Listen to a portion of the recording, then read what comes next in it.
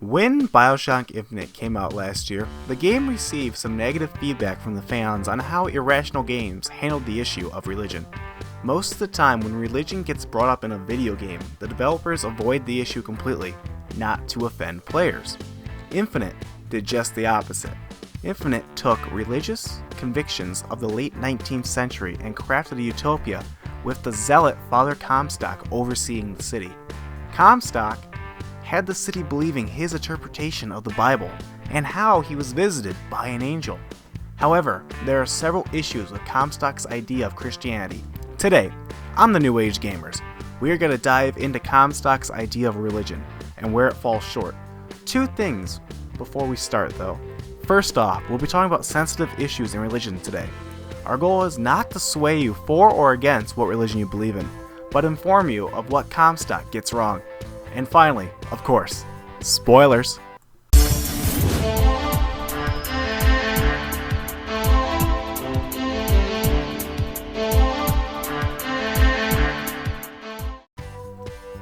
In order for this argument to work, we need to go by these premises.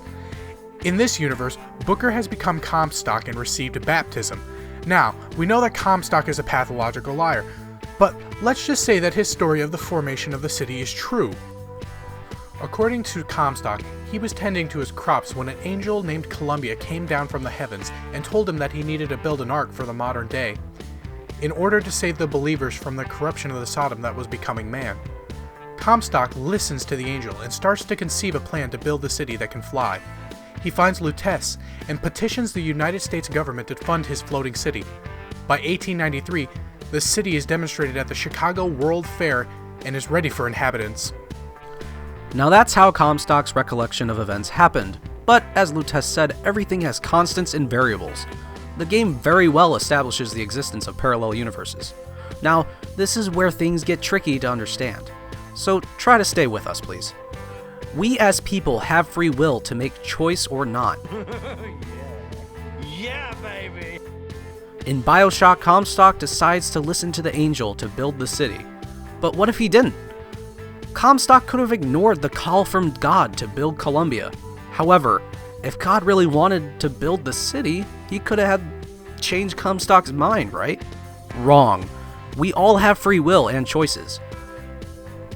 It was Comstock's choice to build or not to build. God could not have forced Comstock to build because of man's free will. So the next question is, how God gets around building the city of Columbia if man is not willing to work with the Lord? In a parallel universe, Comstock said yes to build the city. This begs the question though, is God compensating for his choices in other universes? Is God sending angels to all parallel universes? If so, there is an infinite number of the same angel being sent to all universes trying to persuade an infinite number of Comstocks. Or is it just God sending angels to the ones he knows will say yes? This brings up a very serious question though. If God knows all possible outcomes, does it not again eliminate free will, thus making Comstock's choice already decided? The next thought is this: God is the master of the universe, but is he master of the multiverse? If every choice made makes another parallel universe, does the same logic apply for God? Could there be an infinite number of gods existing? This could make sense for the angel being sent, because it would not create an infinite number of angels. Rather, it would be one angel per plane of existence. However, this undermines the idea there is only one God in a way. There might be only one God per plane of existence, but an infinite number of copies of God spanning the whole of creation. This logic defies the basic truths of Christianity. So maybe God exists outside the multiverse, so once again, maybe he exists so he can send infinite copies of the angel down. But this brings about another question.